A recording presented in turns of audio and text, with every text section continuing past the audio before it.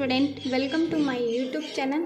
आज हम पढ़ेंगे फीमेल रिप्रोडक्टिव सिस्टम के बारे में, यानी कि स्त्री जनन तंत्र के बारे में। इस जनन तंत्र के बारे में अपन बात करें तो इसमें एक जोड़ी अंडाशय यानी कि ओवरी पाई जाती है, एक जोड़ी अंडवाहिनी जिसे ओविडक्ट कहते हैं, एक गर्भाशय होता है, एक गर्भाशय ग्रीवा होती है, एक वेजाइना होती है एंड एक्सटर्नल जेनेटियल ब्राइट जननेंद्रिया भी शामिल होती है। यानी कि फीमेल रिप्रोडक्टिव सिस्टम के अंतर्गत ये वाले सारे पार्ट पाए जाते हैं।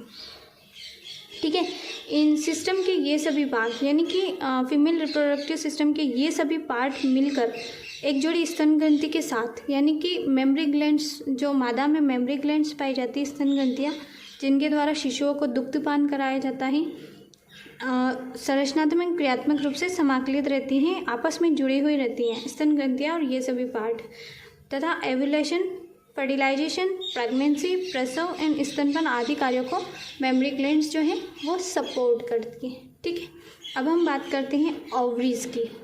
ठीक है, ओवरी को प्राइमरी सेक्स ऑर्गन भी कहते हैं।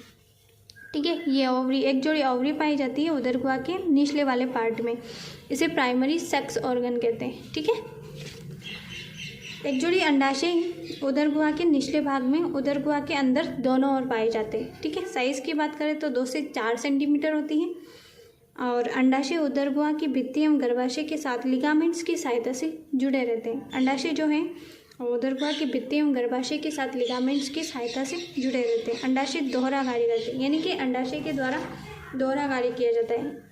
प्रत्येक अंडाशय के द्वारा दोहरा कार्य संपन्न किया जाता है। पहला है मेंस्ट्रुअल साइकिल के दौरान अंडोत्सर्ग के द्वारा अंडाणु का मुक्त करना। ठीक है, दूसरा है अंडाशय के द्वारा अनेक स्टेरॉइड्स हार्मोन यानी कि ओवेरियन हार्मोन का स्त्रावन करना। ठीक है, अंडाशय पतली उपकला द्वारा ढका रहता है। अंडाशय के अंदर स्थित भाग ओवेरियन स्ट्रोमा कहलाता है। अंडाशय के ऊपर पतली लेयर्ड होती है। ठीक है, और अंडाशय के अंदर स्थित भाग ओवेरियन स्ट्रोमा कहलाता है। ओवेरियन स्ट्रोमा के 2 पार्ट्स होते हैं। पहला वाला पार्ट कॉर्टेक्स और अंदर वाला जो पार्ट होता है उसे मेडुला कहते हैं। कॉर्टेक्स बाहरी पार्ट होता है, परिधि भाग होता है, इसमें परिवर्तित होती हुई अंडपुट्टिकाएँ पाई जाती है कॉर्टेक्स में। मेडुला जो होता है यह आंतरिक पार्ट होता है जिसमें रक्त कोशिकाओं, तंत्रिकाओं एवं लसिका वाहिनियों का जाल पाया जाता है। ठीक है, ये तो हो गई अपनी बात ओवरी की। ठीक है, अब बात करते हैं फैलोपियन ट्यूब की।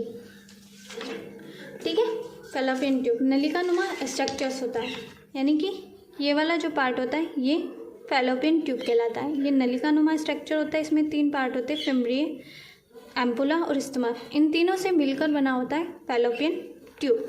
ठीक है, फैलोपियन ट्यूब नलिकानुमा स्ट्रक्चर्स होता है, इसकी लंबाई 10 से 12 सेंटीमीटर होती है।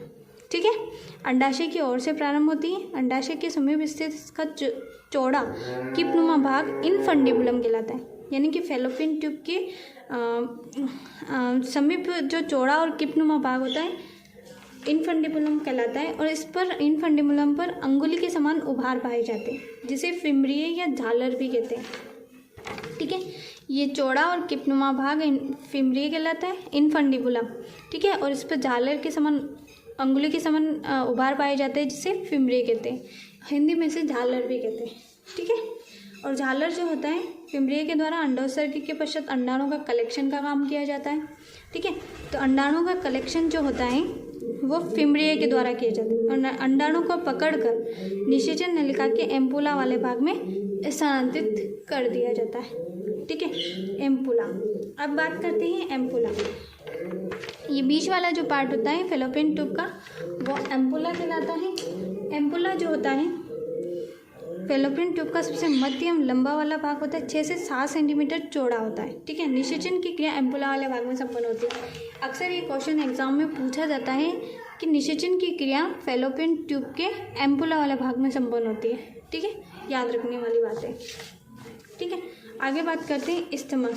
स्टमक फैलोपियन ट्यूब का अंतिम संकरा पार्ट होता है। स्टमक जो होता है फैलोपियन ट्यूब का अंतिम संकरा पार्ट होता है, 1 से 2 सेंटीमीटर की इसकी लंबाई होती है। ठीक है, यूट्रस से जुड़ा हुआ रहता है। फैलोपियन ट्यूब जो है उनका स्टमक जो है यूट्रस से जुड़ा होता है। फैलोपियन ट्यूब में पाई जाने वाली सीलिया अंडोत्सर्ग के पश्चात अंडाणु को एम्पुला वाले भाग में स्थानांतरित करती है। यानी कि फैलोपियन ट्यूब में निषेचन नलिका में सीलिया पाए जाते हैं जो कि अंडाणु को पकड़कर एम्पुला वाले भाग में निषेचन के पश्चात ट्रांसफर भी करते हैं। अब बात करते हैं यूटरस की, यानी कि गर्भाशय की। इसे वुम्ब भी कहते हैं। उल्टे नाशपाती के आकार का होता है। साइज 8x5x3 सेंटीमीटर, 8x5 से आप याद रख सकते हैं डायरेक्टली। यानी कि ये वाला जो पूरा पार्ट है आपका यूट्रस है, ठीक है। उल्टे नाशपाती के आकार का होता है और 8x5x3 सेंटीमीटर की जो है साइज होती है। गर्भाशय में प्रसार की अत्यधिक क्षमता होती है, यानी कि लगभग 500 गुना तक गर्भाशय फैल सकता है। यूट्रस लगभग 500 गुना फैल सकता है। ये फैल सकता है तभी तो एक बच्चे को कैरी किया जाता है यूट्रस में, ठीक है। यूट्रस की 3 लेयर्स होती हैं, ठीक है। अब डायग्राम में अपन देखते हैं कि यूट्रस की कौन कौन सी 3 लेयर्स हैं। पहली है पेरीमेट्रियम, सबसे बाहरी वाला स्तर होता है। दूसरा है मायोमेट्रियम, यानी कि अंदर वाला स्तर होता है। और तीसरा है एंडोमेट्रियम, जो सबसे अंदर वाला स्तर होता है। पेरीमेट्रियम सबसे बाहरी स्तर, मायोमेट्रियम बीच वाला पार्ट होता है। मोटा गद्देदार दिखाई दे रहा होगा आपको। ये मोटा और गद्देदार जो पार्ट होता है ये मायोमेट्रियम कहलाता है। मायोमेट्रियम में जो है वो प्रसव के समय चक्रीय परिवर्तन होते हैं, तीव्र कॉन्ट्रैक्शन होता है जिसकी वजह से प्रसव सुगमता से हो जाता है। और एंडोमेट्रियम वाला जो पार्ट होता है इसमें ऋतुस्राव चक्र के दौरान चक्रीय परिवर्तन होते हैं, ठीक है। और मायोमेट्रियम में तीव्र कॉन्ट्रैक्शन होते हैं प्रेगनेंसी के टाइम, प्रसव के दौरान, ठीक है। और चक्रीय परिवर्तन एंडोमेट्रियम में होते हैं ऋतुस्राव चक्र के दौरान, ठीक है, ठीक है।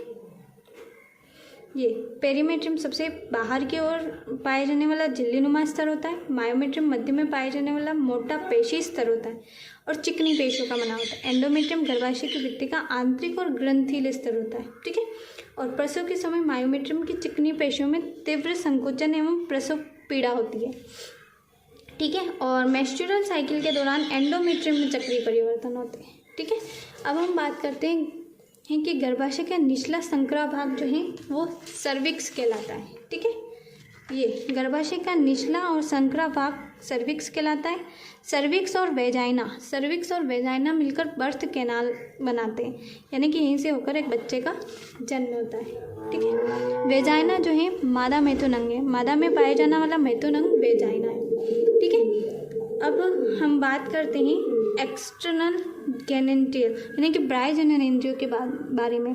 यानी कि मादा में पाए जाने वाले बाहरी कौन कौन से ऑर्गन होते हैं, बाहर की तरफ पाए जाने वाले, जो कि रिप्रोडक्टिव सिस्टम में ये भी शामिल होते हैं, ठीक है। सबसे पहले mons pubis and mons veneris, labia majora, labia minora, clitoris और हाइमेन पाई जाती है, ठीक है। अब है बात कर लेते हैं मॉम्स प्यूबिस की। ये एक वसी उत्तक की गद्दीनुमा संरचना होती है। मॉम्स प्यूबिस जो है वसी उत्तक की गद्दीनुमा संरचना होती है। ये त्वचा तथा प्यूबिस हेयर्स द्वारा कवर्ड होती है। ये जो वाला पार्ट होता है ना, इस पे हेयर्स पाए जाते हैं। सबसे बाहर वाला दिखाई देने वाला पार्ट होता है बाहर की तरफ। मादा जनन अंग में जो बाहर की तरफ दिखाई देने वाला पार्ट होता है वो मॉम्स प्यूबिस होता है, जिस पे हेयर्स पाए जाते हैं, ठीक है। अब है लेबिया मेजोरा। लेबिया मेजोरा ये उत्तक के बने हुए 2 फ्लैशी फॉल्ड्स होते हैं, ठीक है। और मॉम्स प्यूबिस से प्रारंभ होते हैं। ये लेबिया मेजोरा जो है मॉम्स प्यूबिस से प्रारंभ होकर योनि द्वार के दोनों तरफ विस्तारित रहते हैं। योनि द्वार के दोनों तरफ पाए जाते हैं, ठीक है। अब है लेबिया माइनोरा, ठीक है। लेबिया माइनोरा ये लेबिया मेजोरा के अंदर की तरफ पाए जाते हैं। माइनोरा जो है लेबिया मेजोरा के अंदर की तरफ पाए जाते हैं, ठीक है। पाए जाने वाले ये भी फ्लैशी फोल्ड होते हैं, मांसल वलन होते हैं। अब है क्लाइटोरिस। क्लाइटोरिस ये टीनी फिंगर लाइक स्ट्रक्चर्स होता है, ठीक है। टीनी फिंगर लाइक स्ट्रक्चर्स ये लेबिया माइनोरा के ऊपरी जंक्शन पर पाई जाती है, ठीक है। इरेक्टाइल संरचना होती है, पेनिस की समझात होती है। नर में जो पेनिस पाई जाता है उसकी समझात होती है। अब बात करते हैं हाइमेन की, ठीक है। हाइमेन मादा में योनि द्वार अक्सर एक आंशिक पतली झिल्ली से ढका हुआ रहता है, जिसे हाइमेन कहते हैं। योनि का द्वार जो होता है पतली झिल्ली से ढका हुआ होता है, जिसे हाइमेन कहते हैं। ये अक्सर प्रथम मैथुन क्रिया के दौरान टूटती है, लेकिन कभी कभी ये अचानक गिरने से, रस्सी कूदने से, साइकिल चलाने से, हॉर्स राइडिंग से भी टूट सकती है, ठीक है। और कुछ महिलाओं में मैथुन के बाद हाइमेन टूटती है और कुछ महिलाओं में मैथुन के पश्चात भी हाइमेन पाई जाती है ना। तो वास्तव में हाइमेन का पाया जाना वर्जिनिटी का परिणाम नहीं है, यानी कि जिन महिलाओं में हाइमेन पाई जाती है या जिन महिलाओं में हाइमेन नहीं पाई जाती है वो सेक्सुअल एक्सपीरियंस का परिणाम नहीं है। ठीक है, यानी कि वर्जिनिटी है या नहीं हाइमेन के द्वारा हम पता नहीं लगा सकते। ठीक है, आई होप कि आपको ये वीडियो पसंद आया होगा।